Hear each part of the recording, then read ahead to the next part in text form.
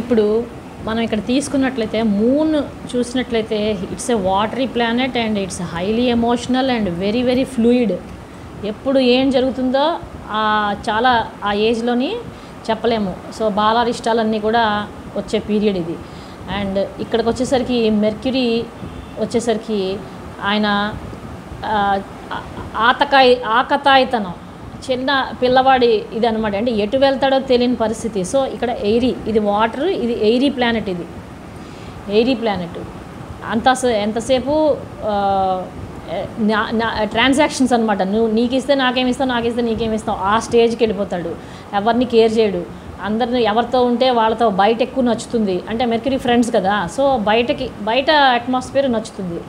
ఇంకా ఒకసారి ఇంట్లోకి వచ్చేసరికి సెకండ్ హౌస్ స్టెబిలైజ్ అయిపోతాడు మనిషి. ఎప్పుడైతే వివాహం జరుగుతుందో మనిషికి రూట్ మనిషి తలుగా సీడ్ రూటింగ్ అవుతుందన్నమాట. సో స్టెబిలైజ్ అయిపోతాడు. ఫ్యామిలీ అనేది కావాలి, ఆ పార్ట్నర్ తలుగా హ్యాపీనెస్ కావాలి, కాబట్టి మనిషి స్టెబిలైజ్ అవుతాడు. అండ్ ఇక్కడి నుంచి సన్ వచ్చేసరికి మళ్ళీ స్టేబుల్గా ఉద్యోగం చేసుకోవడం అన్నీ చేసుకుంటాడు. మార్స్ ఏమో చాలా అగ్రెసివ్గా ఇంకా ఫ్యామిలీని ప్రొటెక్ట్ చేసుకోవడం, ఫ్యామిలీ కోసం అని చెప్పేసి ఒక ఫైనలైజేషన్కి వస్తాడు. ఇక్కడికి వచ్చేసరికి ఇంకా మొదలు వైరాగ్యం. ఆయన అన్నీ సూక్తిముక్తావళి, ఇంకా అన్నీ ఇక్కడికి వచ్చేసరికి అన్నీ ఉడిగిపోయాయి. ఇక్కడికి వచ్చేసరికి అన్నీ మర్చిపోయాడు మొత్తం టోటల్గా.